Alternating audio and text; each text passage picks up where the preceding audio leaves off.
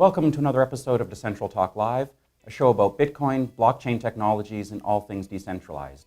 Today, we have a special guest from China, Changpeng Zhao. Welcome. Hi. Glad to be here. Now, OKCoin itself is a worldwide digital currency trading platform. You guys started, at least launched in June 2013. So I've noticed you've got stuff like the P2P lending, futures markets, some institutional trading tools, margins trading. Now, on this show, we haven't talked too much about trading so far, so it would be nice to go through particular components of that. So let's look at least one that I think a lot of people will take advantage of is the P2P lending. Do you mind explaining what that is and what was the motivation for introducing that?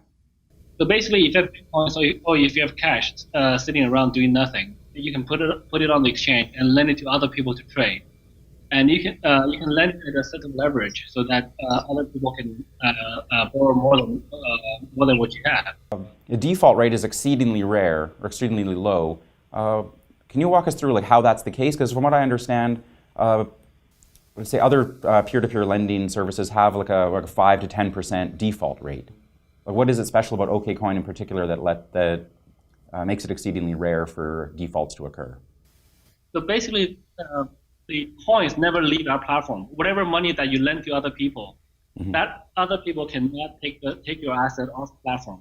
Okay. So basically, for example, if you're lending coins right now, and I borrow coins from you, the only thing I can do with those coins is to trade on OKCoin. I see. Okay. So I cannot withdraw those coins somewhere else. Yeah.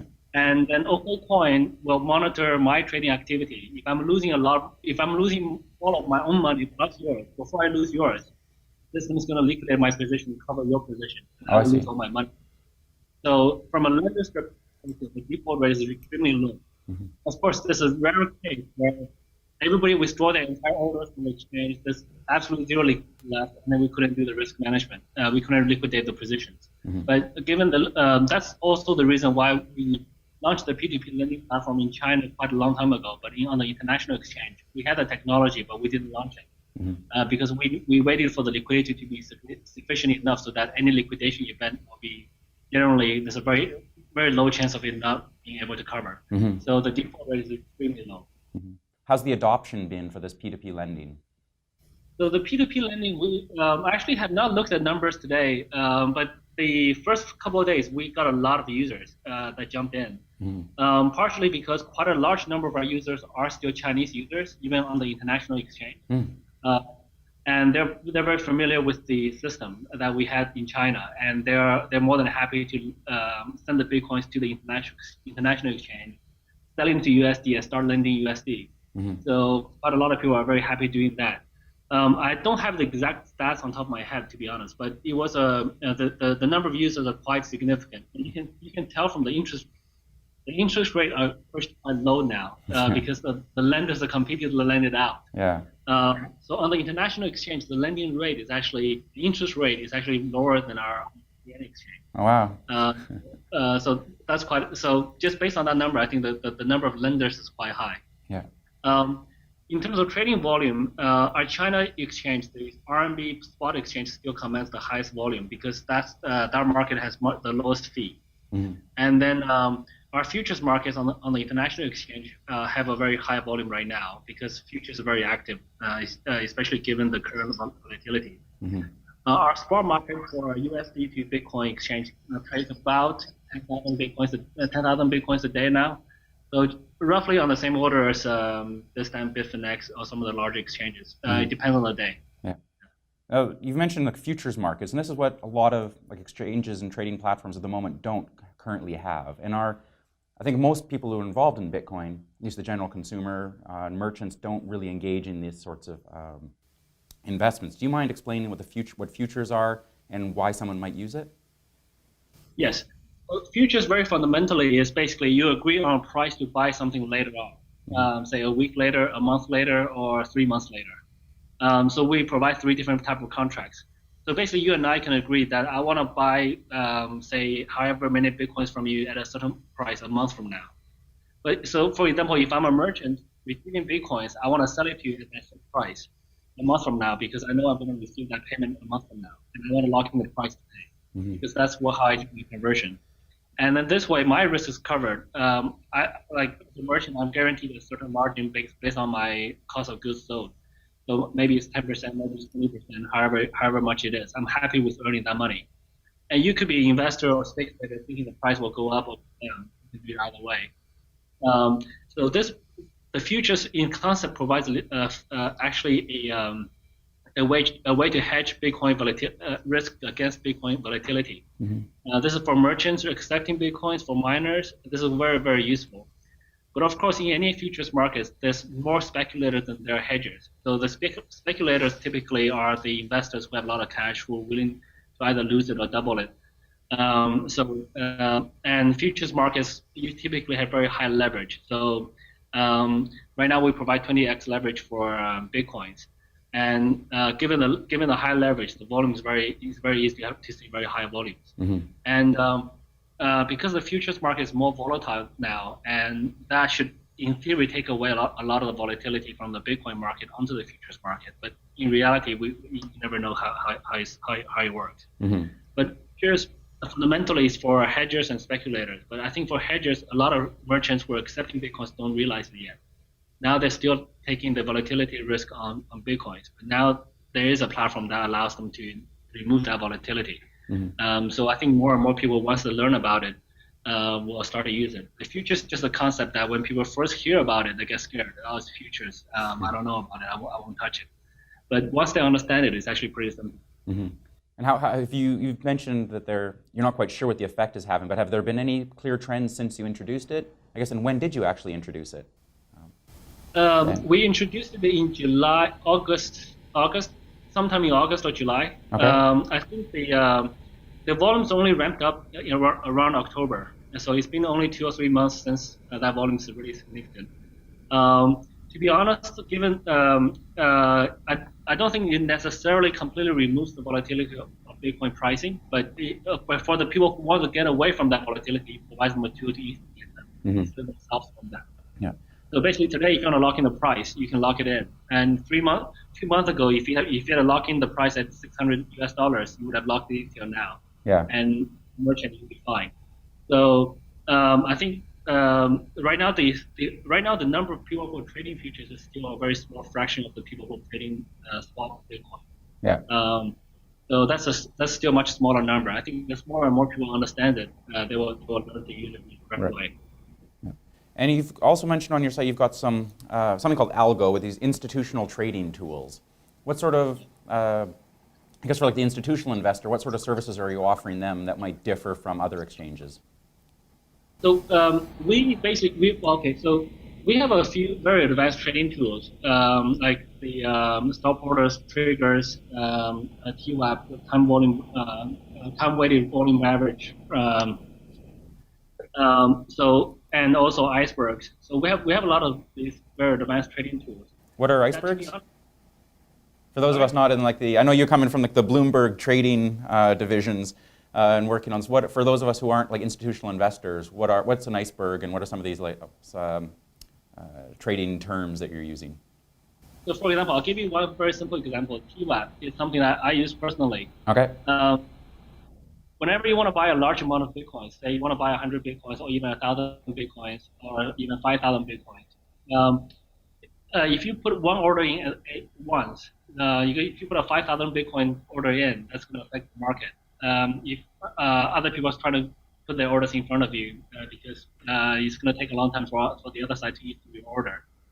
And if you place it manually, buying like say 100 BTC at a time, you're going to move the market very heavily. So what you could do is you put in a TWAP. You say this is the maximum number of orders. I'm going to buy 5,000 BTC, and this is my maximum price. I'm going to switch 1% of the market, and I will only do that when the price is below a certain number. So you put all these parameters in. It sounds complicated, but there's only the 4 or 5 parameters.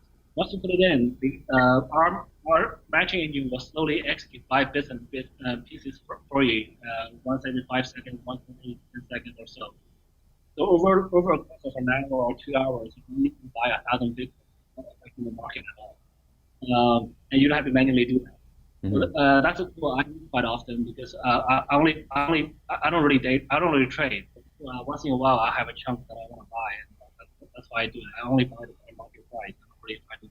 pick a spotter, stuff like that. Stop orders is another thing that people use very heavily. If the price is dropping a lot, you can say, okay, I'm going to sleep right now, but if the price drops to this point, then I'm going to sell it at this point.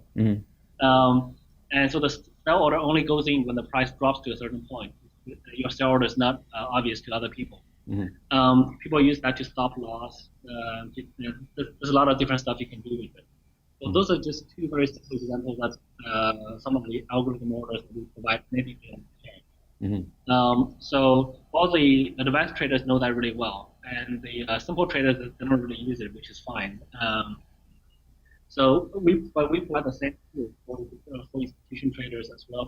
We provide the same tools for everybody. So if a regular user wants to use it. What sort of new products do you have in the future? What do you see as sort of being the way forward for, I guess, like new tools or that you're going to offer people, or what's in the development pipeline? In terms of what we're working on, we generally don't discuss that too much, but we just pushed out a very big product suite, the OKLink product suite.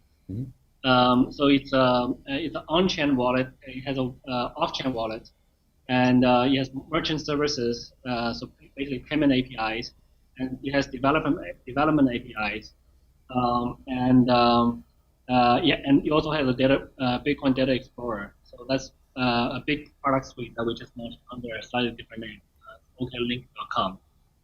That took us a while. That took us a good few months to develop with a fairly sizable team. And we're looking to, that's fairly new. So we just came out of beta testing.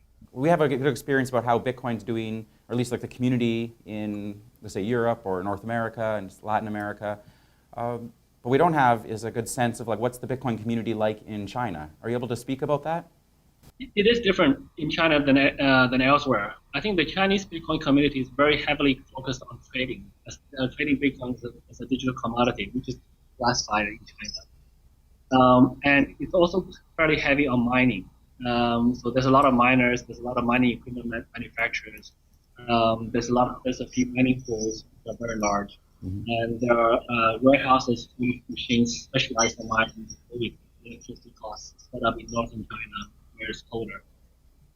So I think these two are very heavy in China, whereas trading and mining. There's less, China has a less developed merchant payment landscape. It's fairly niche up, I think, at the moment. There's fairly few people with mobile wallets paying for things from Bitcoin at the moment compared to the US or Europe. So I think that's also another reason why we developed and now pushing the OKLink product suite. We want to make that thing, those aspects stronger in China because I think with the Bitcoin price dropping, the trading market is going to shrink a little bit. Less and less people are going to get into trading, and we want to push Bitcoin more as an application people actually use every day. So that's why we want to push this.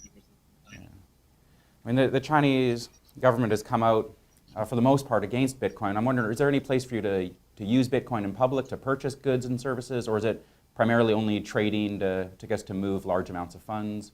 Or is there, I guess, like a merchant utility to Bitcoin in China? So there's a lot of misunderstanding about China's government and Bitcoin. So just more than a year ago, in December 2013, we made an announcement which basically said just a few restrictions on Bitcoin. So they did not ban Bitcoin. But that was translated everywhere else in the world as China banned Bitcoin. So to be honest, OKCoin exchange and all the other Chinese Bitcoin exchanges never shut down for a single day. They were always operational, always buying and selling. And in that announcement, it actually very clearly stated that for individuals, it's perfectly legal to buy and sell and own Bitcoin. So that's perfectly legal in China. Bitcoin has never been banned. What that memo said also was that they suggested the financial institutions not to touch Bitcoins yet. That included banks, insurance companies, payment services. And they asked the online retail shops not to price things in Bitcoin. Okay. My personal understanding of that is basically they want to protect the consumers because the price is too volatile, and if any major bank adopts it, it's going to cause a very quick adoption, actually further inflate the price or pump up the price. So I think that was the intention was more to protect the consumers rather than banning Bitcoin. Mhm. And they're still trying. Since that, the government has been relatively quiet about Bitcoin. They never said no to Bitcoin. Mhm. No, they've not openly said yes. So we're always operating under a little bit of uncertainty. But as far as I know very clearly, owning Bitcoins in China is legal, and trade or buying and selling it. So that's no problem there. Oh. Regarding to merchant services, because that memo said the payment gateways should not touch. So a lot of the payment businesses are not touching Bitcoin. So given that, a lot of merchants are not touching Bitcoin. So that's kind of a chain effect. But I don't think there's anything that's clearly saying that you cannot sell, you cannot trade things with Yeah. Bitcoin. But it's a little bit unclear. But so far, nobody has said no. So we're gonna try it at least. No, that's fantastic. Good to hear. Actually, it's nice also to understand from the inside of what the Bitcoin community is like there in China and what the regulations are like. Because there's definitely a lot of miscommunication or misinformation, as you had mentioned.